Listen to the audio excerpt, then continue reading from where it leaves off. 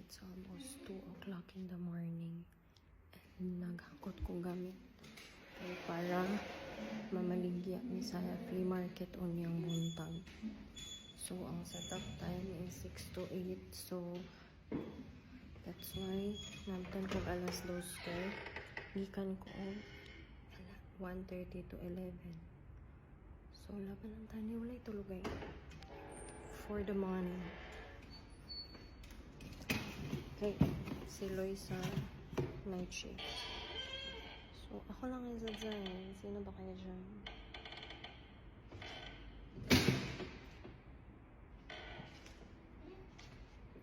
Sumauto. Load ko gamit sa sakyanan dahil magbaligya mi sa mga extra items and things we don't need.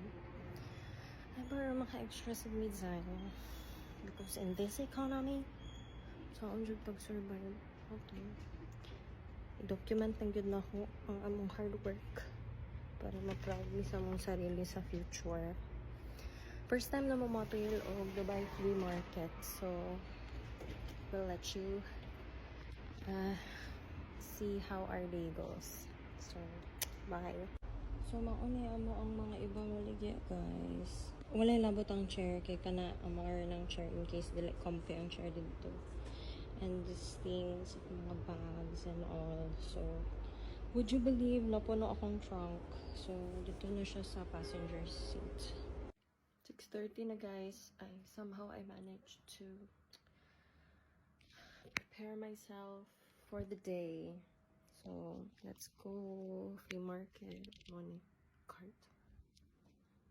7:17 na, guys. So, hantod 8 na mag-set up. Laban lang.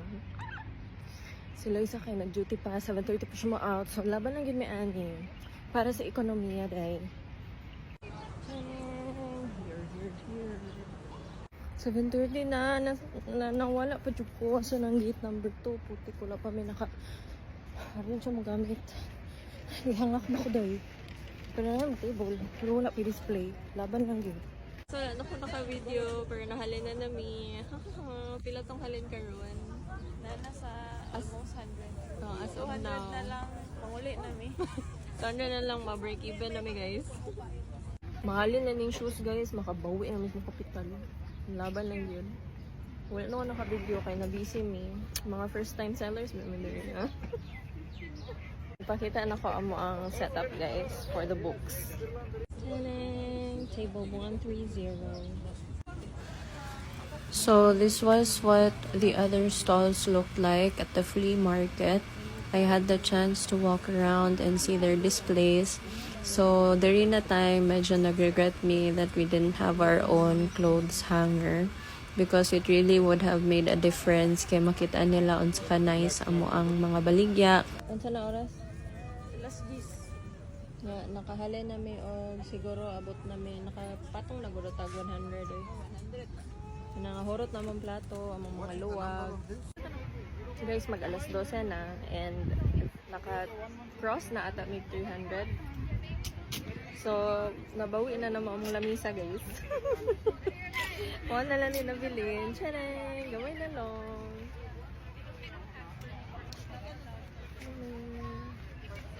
Gawin na na. Alas 3 man makuman. So, tanaw na to pila mahong final halin. Hindi yun.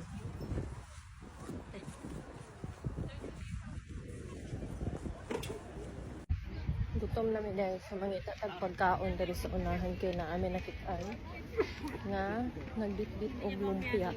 So let's go. Muli guys, tagan din na maligya diri eh. Mga palabo, mga lumpia fruit.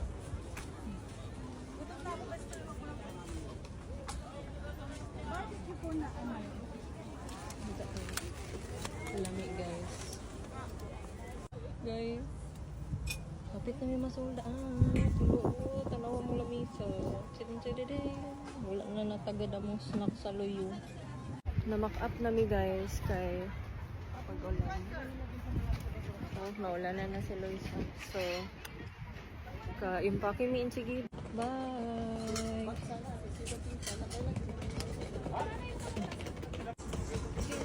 Wala na mi, nahalin na namin. Nakabawi pa, Jod.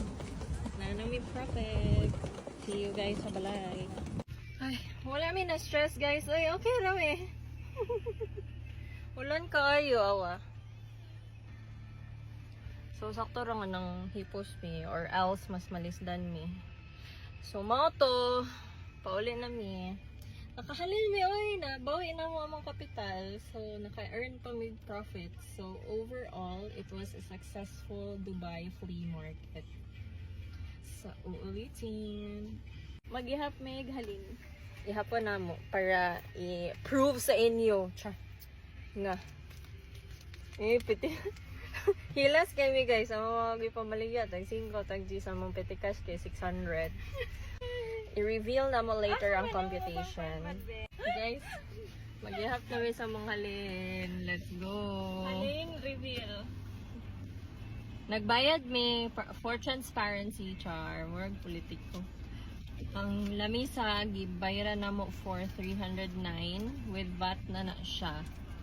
So, nag-hope may nga bahalag 400 lang among kita. Fights na. Balag 300. Oh, at least nabawi ra ba? Wala may nalugi.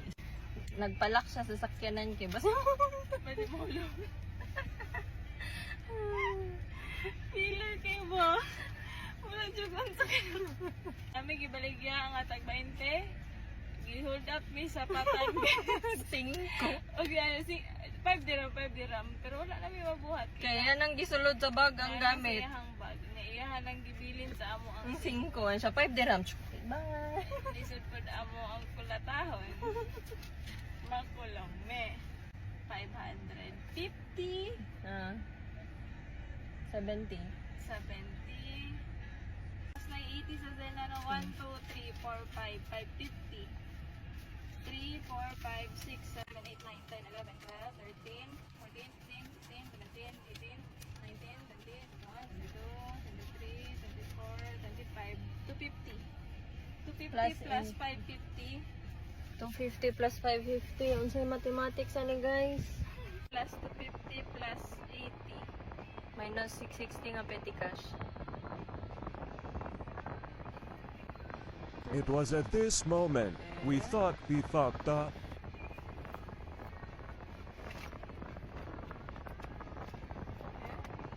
Wait lang guys. Naday siya 300 sa iyang pitaka guys. 1,100 minus 5. 660. Oh. 309. Pag-profit mig 131. Minus sa mong food. May 50. Plus 50. 550 plus 300 Hmm. plus 250 no? Plus 80 di ay. Minus 660. Mana to ang 309. naka 520 mi sa mo ang sales. Eloy.